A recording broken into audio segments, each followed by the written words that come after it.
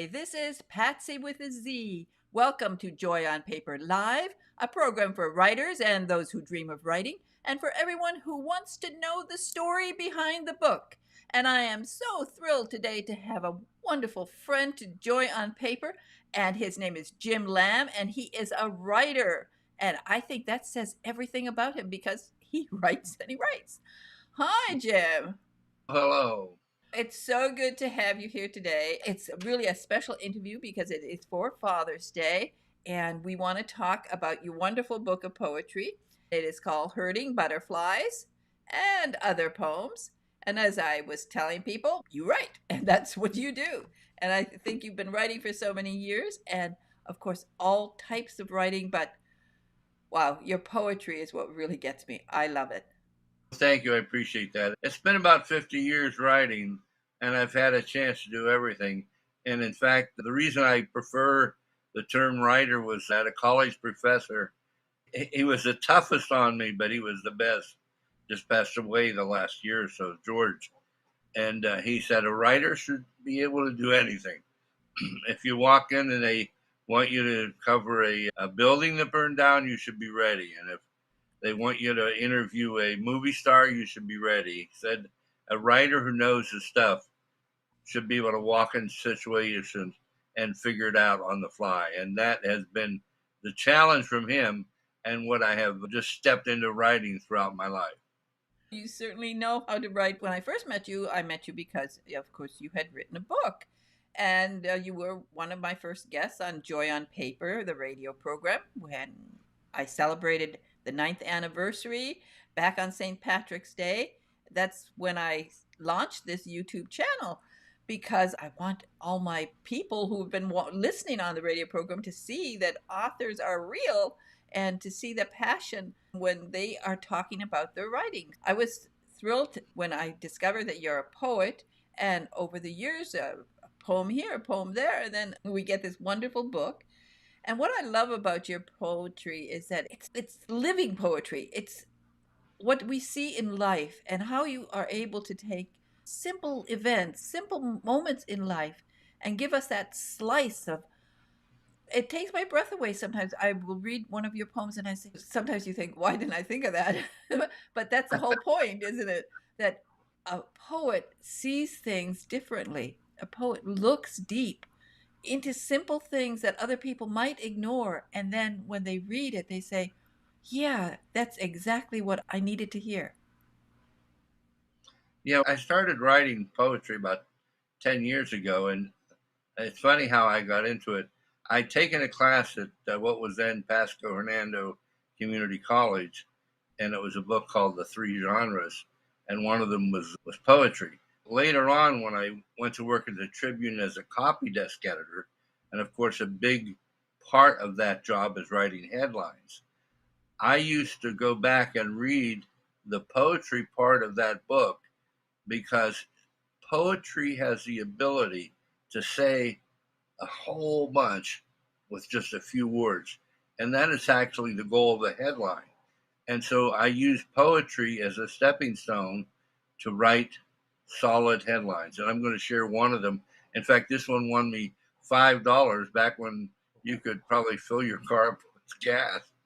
But it was the idea of the end of the year, graduation, and students were having a tough job finding jobs.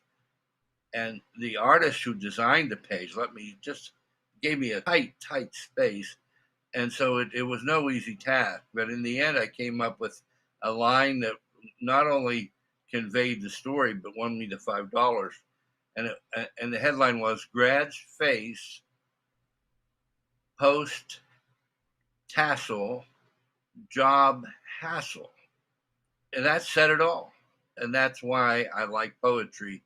You can convey a lot with just a little. Now, I love poetry all my life, but when you talk sometimes to people, they'll say, "Oh, I don't like poetry. I'm not interested." And then you say to them, "But do you realize?" And I think this is something was really great that so many of the lyrics that you're listening to in in songs that you love are poems. And I think Bob Dylan winning the Nobel Prize perhaps puts that into focus that you take that poetry, that wonderful, when you're inspired with words and you turn it into, well, you turn it into poetry, and you can take that poetry and turn it into music. Yeah, I'm thinking of there's one I like goes with Maggie, and I won't do it justice. I won't even try to sing it. It says, I ain't gonna work on Maggie's farm no more. She pays you a nickel, she pays you a dime. She asks you with a grin if you're having a good time. I ain't gonna work on Maggie's farm no more. Now that's almost guttural. That sounds just like a good old boy who got burnt working for somebody, and the flavor and the emotion and the antagonism are all wrapped up in that those words, and yet it's so ordinary. It's any one of us might say, I ain't gonna work for him no more. That is the charm of poetry. If you try to make it too sophisticated, I think it loses its charm. If it's something that just grips you in the day to day life, that's the sweet spot. Now, of course, you've been in the Tampa Bay area for a great deal of your life. You're originally from where? Originally from Pennsylvania, I was born in Johnstown, which is known for the floods, the Great Flood of 1889, and it had several floods afterwards. But I grew up in Winburn, which was named after the Berwyn Coal Company. So, born in a steel town, grew up in a coal town. In fact, parts of the town were named after the mines. So you had mine 37, mine 39, mine 41. And when you went there, there were these, what I would call patch houses. They were designed, uh, repetition in design because you can get them up faster. And I did not know that towns weren't surrounded by strip mines until I went away to college. When you were a little boy, was it still in those days? Were they still having you read poetry in class and learning poetry and memorizing? I was fortunate in two respects. One is I went to Catholic school where they were far more demanding. And in fact, I had several years of Latin. And that was the two things that the nuns of St. Benedict gave me that were helpful were teaching me Latin, number one, and number two, teaching me to diagram sentences. And I'm not even sure that's done anymore. But I will tell you, when you are editing and you're editing with a degree of precision, being able to take that sentence apart and put it back together in different ways is invaluable.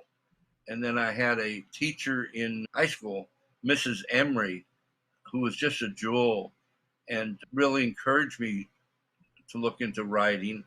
And then when I went away to college, I had a teacher who hated my writing, which I took as a challenge. And so that's the inspiration that moved me along until I got out of the Navy and decided to take up writing at a little newspaper. You need that kind of challenge sometimes. I think I'm still trying to prove to my third grade teacher, wherever she is, and I'm not going to look up or I'm not going to look down, but wherever she is, that woman who called me a dummy, teachers have influence. Yeah, they do. What, And they have it both ways. And the thing is, I've listened to your program since the beginning. I don't think I've missed half a dozen over 9 years. Is you never know where inspiration is coming from. The biggest kick, and I'm going to blank now, but he has the big hit with first with Tom Cruise in the movie, and then with the TV. Lee Child. I'm sorry, I'm laughing because I'm thinking he got fired from his job, and it so motivated him. He wrote a book that probably to this day the guy who fired him is still kicking himself. But he took all of that energy and probably a fair amount of anger and put that in a book. And I've read the book, and it is remarkable because it's passionate, it's powerful, and it's engaging. And so never think that a success is the only way to get where you're going. Sometimes you have to have a failure, get fired first. that's so true. And I love that story about Lee Child. I get a kick out of it every time I think of it. When you're 39 years old and you think your life is absolutely set and you know where you're going and you're waiting for that pension that someday you're going to retire on, and really, heaven help you if you have to retire on your pension in England with national health, because you are going to be sorry. So he Right. was very lucky that he got fired. And at the time, I think it took a few months, perhaps in the pub, before he finally kicked into action. But when he did, he certainly kicked into action and created a lot of action for us. So when you And for his eventually, brother, and for his brother as oh, well. oh yes, now with his brother taking over the books, and it's really exciting what they're doing. Lee was a producer for Granada Television. Now he's a producer for the Jack Reacher streaming series, which is like a pretty big thing. So after that, you moved to the Tampa Bay area, and you were in this area for a long time. You're still in this area. I was Yeah, wondering, 71. 71 is when I got here. I had not planned to spend more than a year. It just so happens that the union I was in, the labor union, which is literally a pick and shovel job, the labor union did not go on strike, but a fellow union who did the pilings did go on strike. So rather than spend the winter in Pennsylvania, which of course was snowy and cold, I came to visit my parents in Florida. And then I met my wife to be, and of course, once that happens, I allocated my resources from Pennsylvania to Florida. it was a good decision. Did you know Jim Morrison? Did you ever meet him? Because he wrote poetry. Oh, his talent knows no bounds. I did not meet him, but of course I was familiar with him. But he was a fellow who had roots in the arts, and he was able to take a song and make it more than just a rhyme with June and moon and croon. I wish I had met him. I did get to go to a station in California and got to listen to the Butterfield Blues Band, which was great. And Jim Morrison probably was out there in San Francisco playing, but not when I was there. Of course, he loved poetry, and of course, his life diverged, but that was always the basic, uh, his background of loving poetry. The Oh, thing that people need to know is you've got to start somewhere. I took my first 5 years worth of poems. For one thing, I was working too hard on them instead of letting them flow. And then in addition to that, I tried to make them too complicated, heavy and complicated. And so I literally just I threw them away. When I restarted, that's when I started to look at poetry as life and the things that happen around me, and birds in the backyard and butterflies at the window, and just things that were a part of life and its charm and its sadness, instead of trying to write something complicated as if it were an epic poem, and rather it was from my heart. they certainly are. Let's start with a poem, and then we'll come back and talk a little bit more. So let's go Okay. to the title poem of your book. Oh, yes. And let me just say before that, I literally have butterflies show up in my backyard. And I love the way they flit around and the way they have their own charm. They're putting on a show, but they're not putting on a show for you. They're putting on a show for nature, and you and we, the people, get the benefit. So this is hurting butterflies. Artists experience emotions we all feel, painting portraits, landscapes, and stills, seizing moments from the sky, like butterflies, playful, platonic, with purpose, expressing feelings in ways no one else can. And and to me, that's what butterflies do. They paint a picture in 3 dimension in real time, and nothing in my heart, in my mind, can do that better than a butterfly, except maybe a hummingbird, but I don't get to see many hummingbirds. It's beautiful, and I wanted to point out that the little artworks there are, this is part of what you do. You like to draw and you like to create these designs, and looking at these, I thought they reminded me of butterflies. I do these, they're stress relievers for me. I get lost in the design and adding colors. And while I'm doing them, I'm not thinking of anything else. And it's like when I watch butterflies. When I'm watching them, I've cleared my mind and just enjoy the show. I think they're lovely, and we're going to have them scattered throughout this reading today. I just wanted to tell people that it is exactly this. It's fun to do that kind of thing. I know I draw faces when I watch television. I can't just sit there, I have to do something. So I either do quadratic equations or I sketch faces. So, I'm laughing because yeah, math yeah, is not my strong suit. I'm multitasking. So let's look at another poem. And this, again, a sort of a slice of life, something just as simple as flowers. And you mentioned birds and a few other things. Tell Now us this about flowers, birds, and knobs and dreams. this was inspired when I was reading a book on architecture, and it talked about everything from birds nesting to how people live, and how even a humble shack can turn into a warm home as you add a thing here and there, maybe a picture, maybe a candle. And from that sense of beauty in even the most homely things, that inspired this poem. It's called Flowers, Birds, Knobs, and Dreams. It's the flower, not fertilizer, we remember. It's the bird, not nest, that fly away.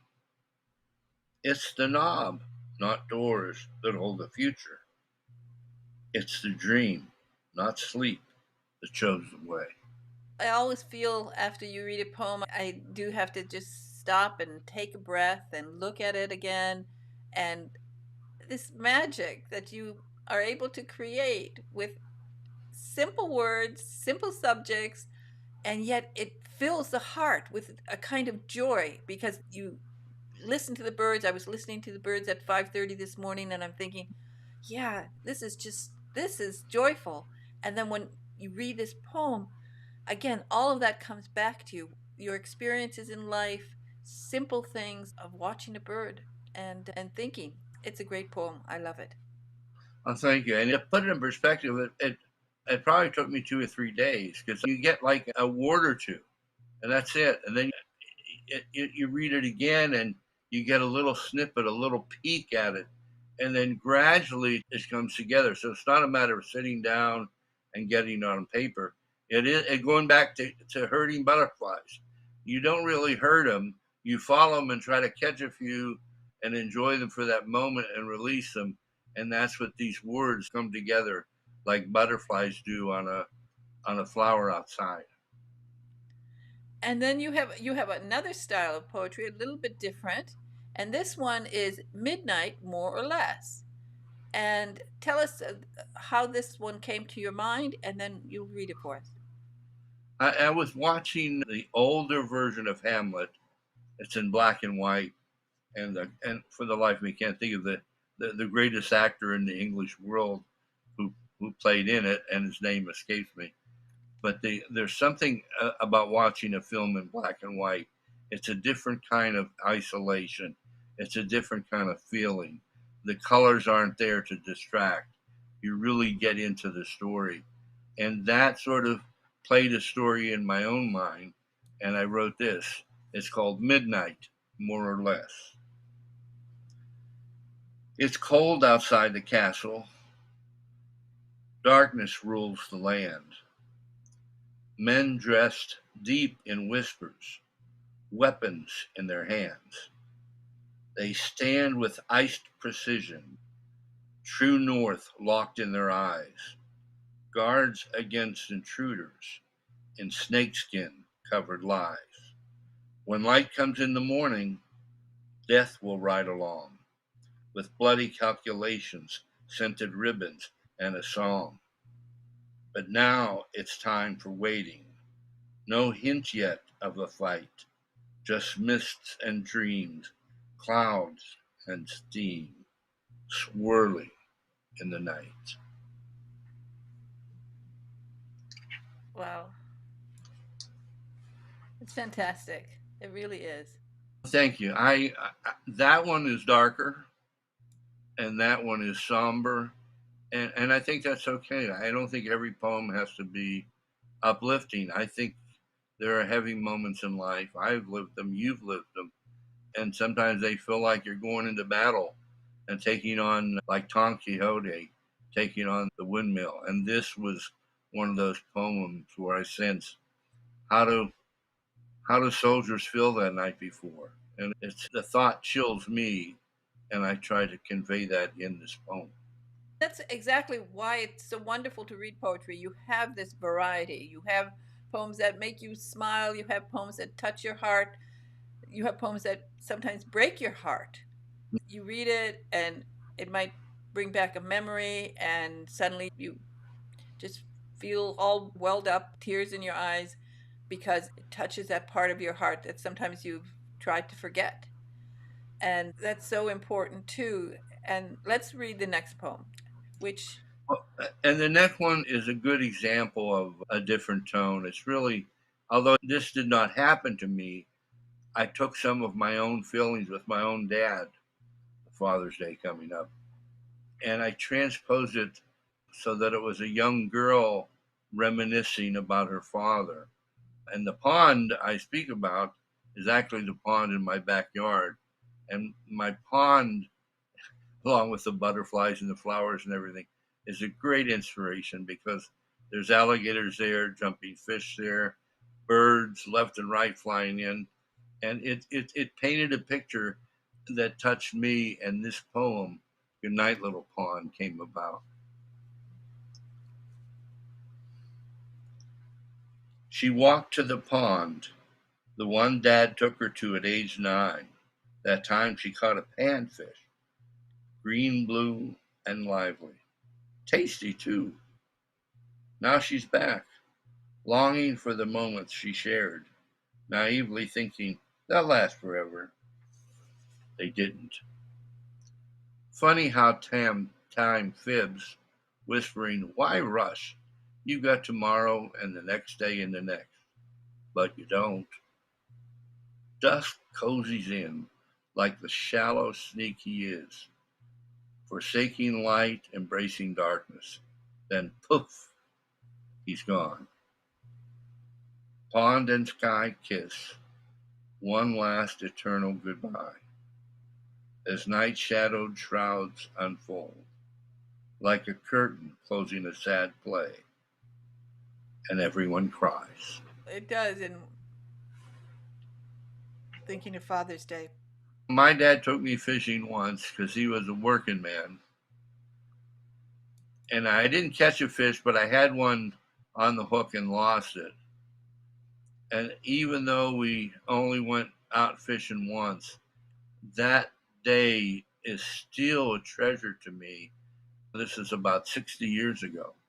And if you have a working dad, and my dad worked, came home and made screen doors on the side to get a little extra money. And his life was work. He was a Depression era guy, and he was a World War II guy. And he just, from 5 in the morning till midnight, kept going.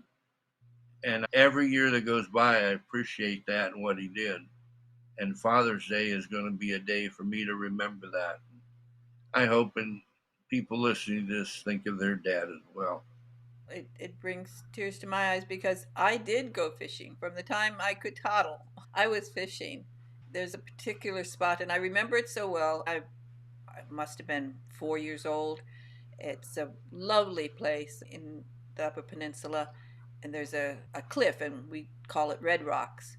Mm, And below in the bay, there was this wonderful fishing spot, and my dad would take me there, and we we'd catch fish, and I was catching fish from a very young age. And we ate a lot of fish because it was free. We didn't have a lot of food from grocery stores. Our food was either from grandparents' farm or what we grew in the backyard, or what we caught. I still love fishing. To be out there at 5 o'clock in the morning where the fish are hungry. Ooh.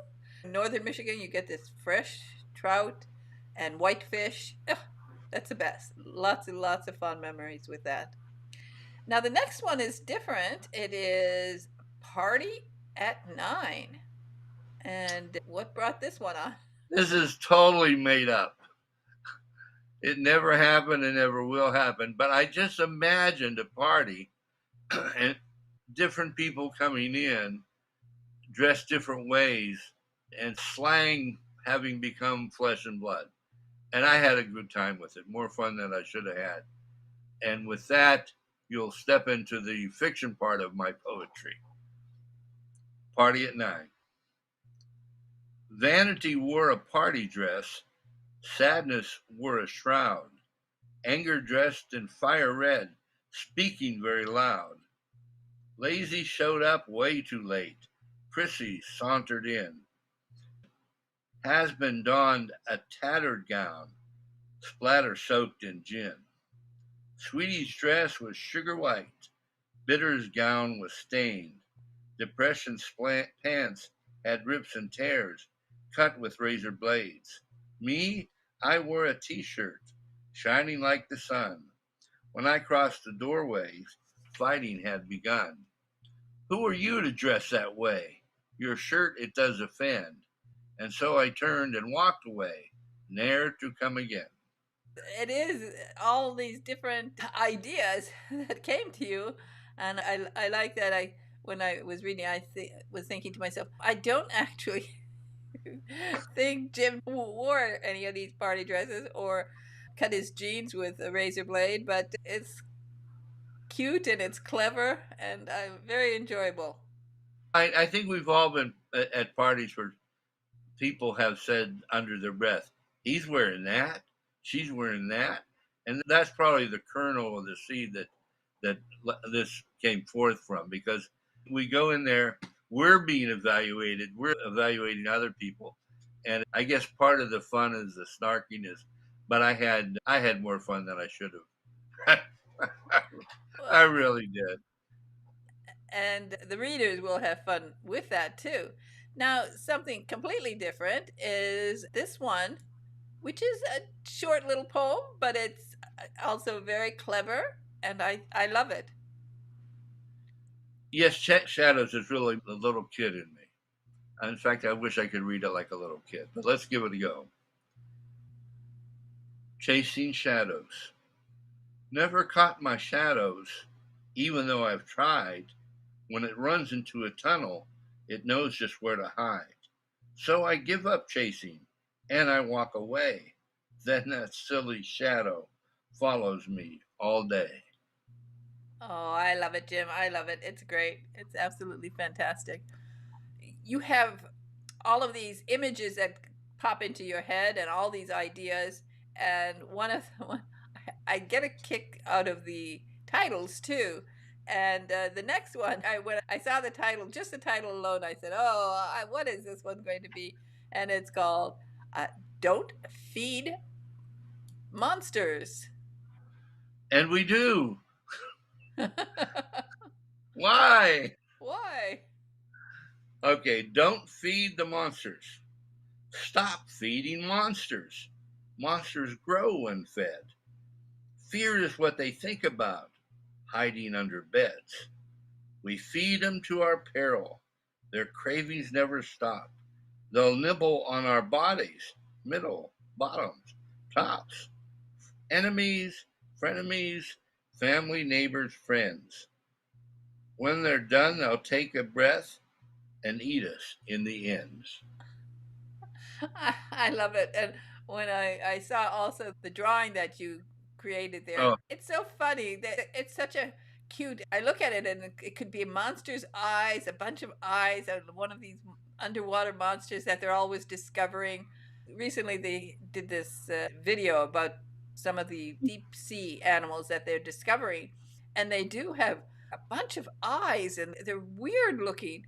And I don't know, I kept looking at this and looking at it from different directions. I don't know what you were thinking about when you drew it, but I love it. I could never decide in looking this if these were one-eyed monsters, two-eyed monsters, or one monster with multiple eyes. And the more I stare at it, the less I'm sure. Yeah, me too. I've done it. I know I've found myself staring at it. I twisted it around a couple of times to see which direction does it go, because somehow it's so cute. And the idea of a cute monster, I think, is also very apropos. And thinking of something from deep, deep, deep in the ocean brings us to another subject. Who's for dinner? Oh, there's a lesson in this one. I was actually listening to a missionary talk about his travels in the world, and one of the things he said was some parts of the world he went, they're only a generation or two removed from cannibals. And so it behooves the missionary to know the background of the people he's visiting. And I went, oh my. And this one of the few poems that came to me almost entirely at the same time with almost exactly the same words. And that is rare. Who's for dinner? In some cultures, they love their neighbors. In others, they might eat them. If you're not sure which is which, be careful how you treat them. Just, I get such a kick out of that. I've read that a dozen times, and every time I read it, I just start smiling. I love it. I do too. I think of that missionary and I think, who's for dinner? It is a delightful one. The next one is going to be very short and very straight because it touches on a subject that people are always nervous about touching on. And I thought, yeah, we need to think about this. For a poet, there are very few poets who can make a living being a poet. It's not easy to make a career out of being a poet. But once you retire, then you can spend more time on it. But for a young person starting out, I think you can count a handful who make money, and this has been throughout history not an easy profession to adopt. Who are your influences in history? From which poets And really? as a kid, the two that jump out at me, one was Lawrence Ferlinghetti, who was quite the poet at the time and had his own level of controversy, but what a way with words. And then, I won't say on the other extreme, but on the other side, Ogden Nash, who was funny and clever and brilliant, and I believe even wrote a play or perhaps a play was based on his words.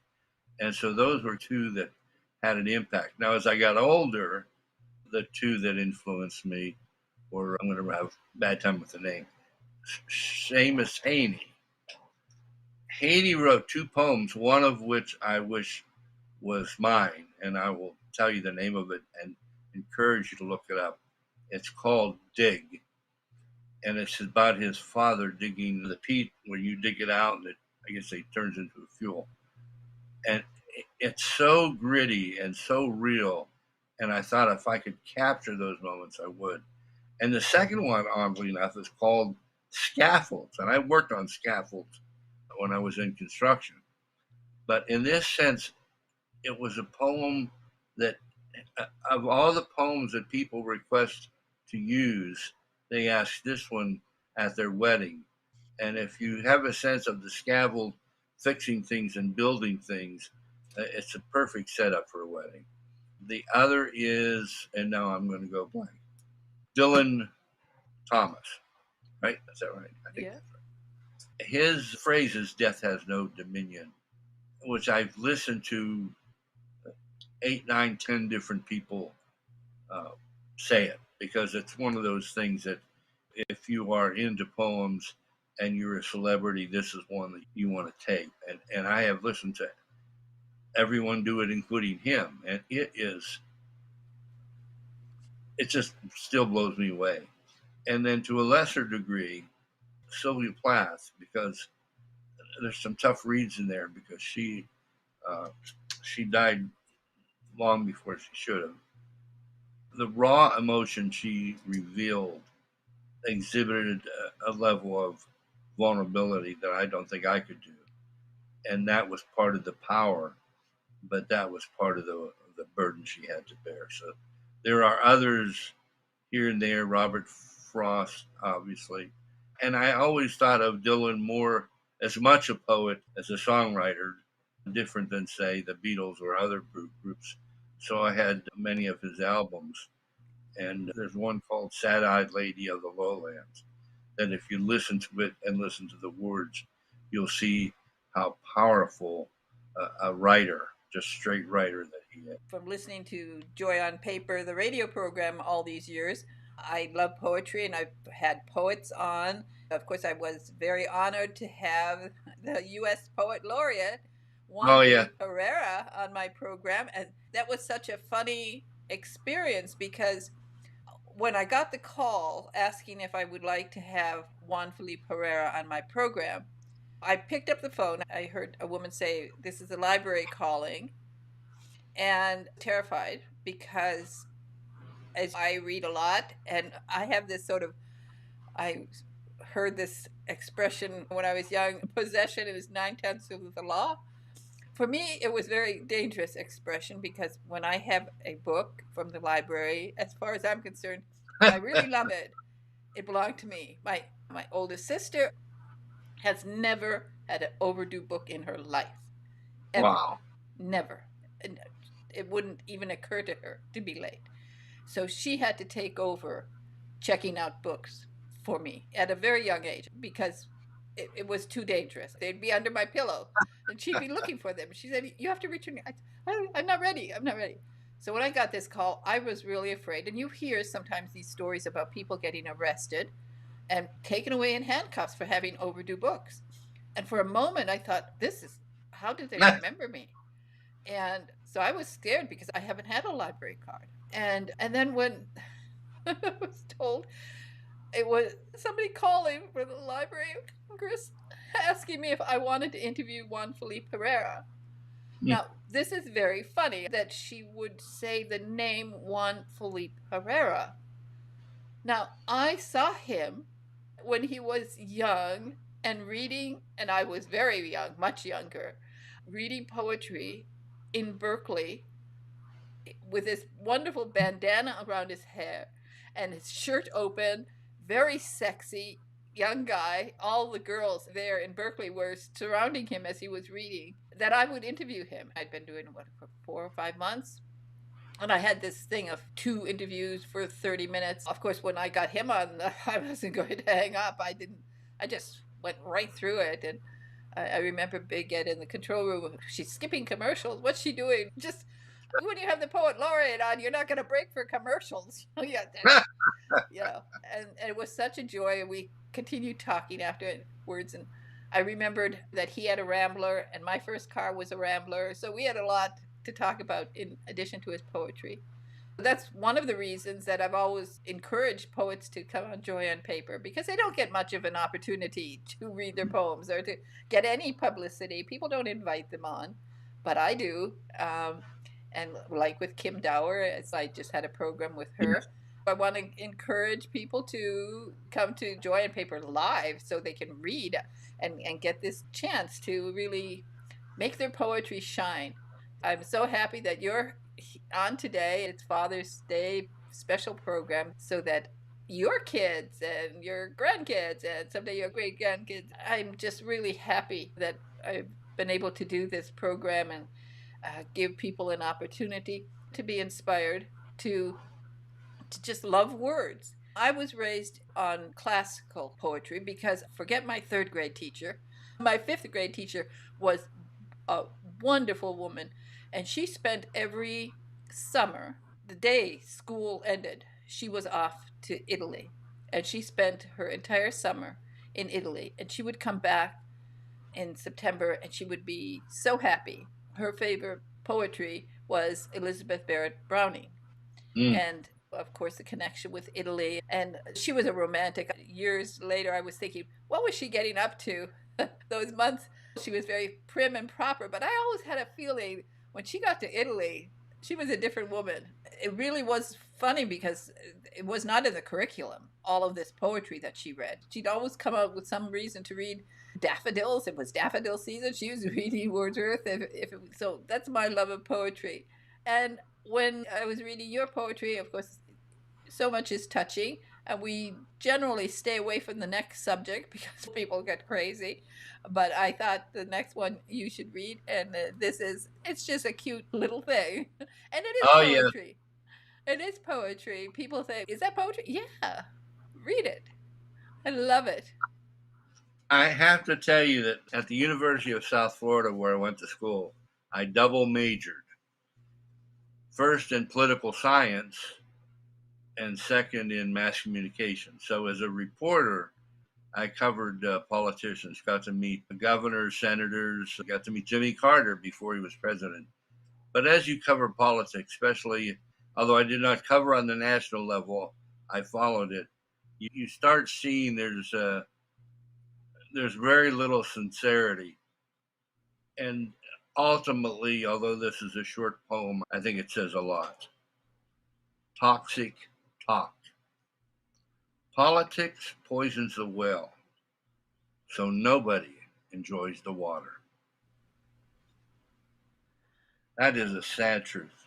That Sad, is sad. the sad truth. That is the sad truth. And in this season, at this time, when we are in a really toxic environment, perhaps people will think about it and not poison the well, and perhaps be a little bit more polite to everybody. But I think it's just, and again, an example to people. A poem doesn't have to be long. This is a poem, and it's a good one, a thoughtful one, and just very clever. And I think that would look great on a t-shirt. I think so too. Absolutely. Okay, now we're going to have one a little different. So the next poem is one that people will see is a little bit about Jim Lamb. It's Lamb's Last Lament. So we read this Yes, one, Jim. this is brutality and humor. Uh, Lamb's last lament. Packs of wolves chewed my bones, then they gnawed my skull, ate my fat after that, leaving not at all. Didn't mind those brutal acts that left me in despair. What's bothersome was doing that before they said their prayers. Oh. I think that's it's again one of these poems that just so simple in idea, but I'm sure that you worked on that to get that just right because it really I love it. When I read it first, packs of wolves chewed my bones. I thought, what is this poem? And I thought I realized it's a funny poem, but it's a deep poem too. It's really great. And that's a self portrait of me right in the middle. That's right. That's That's how right. I see myself. Well, it's great. And now let's talk about what is love. Now, I And will tell you that this is about my wife, my lovely well, wife. let's look Who, first at your drawing of what is love. And I guess that's the two of you. I love this drawing that you created. And this is one not so abstract, it's just adorable. This looks like something that should be on a greeting card. It's really well, great. that's my lovely wife and I. And I want to tell you, if you think being a writer is something, imagine being married to a writer. I have been called up at 2 in the morning for fires and car accidents and everything else when I was a reporter. And then when I became a copy desk editor, it wasn't much better. There were times I'd come home at 2 or 3 in the morning because the news doesn't stop; it just keeps happening. Tell us about Jolene. I will tell you when I met her and how it, you hear love at first sight. It was love at first sight. I was youth director at Presbyterian Church. She was a youth at the Methodist Church, and their youth director and I were close friends. So we had a chocolate, uh, what would you call it, a hot chocolate party. Because in Florida, it does get a little cold. So we all met there. There must have been 40 or 50 people. And we're having this hot chocolate with marshmallows on top. And I look across the room and I see a young lady holding a baby, the classic Madonna and child. and it turned out to be Jolynn holding her baby sister. And I looked at her, and she has furrowed brows because she's trying to enjoy herself and babysit at the same time. And I was smitten. I did not ask her out for 2 or 3 years because I was afraid to. I had a Dear John letter and it left me stung. So I was not eager for a new relationship. But after 2 or 3 years, I asked her out. And a year or so later, I asked her to marry me. And now we have three lovely kids and a bunch of grandkids. And our oldest grandchild just got married a week ago. So we will be married 50 years next year, and it has been wonderful, often challenging, but a wonderful 50 years. And she's a doll to have put up with me uh, in my corner, writing and drawing and scribbling. I think this next poem says it all. Explaining love. Some think love is chemical. I think that's hysterical. Others say it's attraction, like magnet, strong reaction. Me, I've got my own ideas. Not that I'm right. It's who you'd love to see each morning and last to see each night. That is as romantic as I get right there. That is it's a perfect poem, perfect sentiment. And Jolynn is very lucky. And I want to thank you. I think we'll end with that one because it is beautiful. And again, thank you so much for being a guest, being a special Father's Day guest. And everybody, you can get this book. It's wonderful. It's online and it's a wonderful gift. And it's a wonderful book just to keep next to you. You can pick it up and read whatever poem is just will touch you that day. And a poem a day is a great thing to do.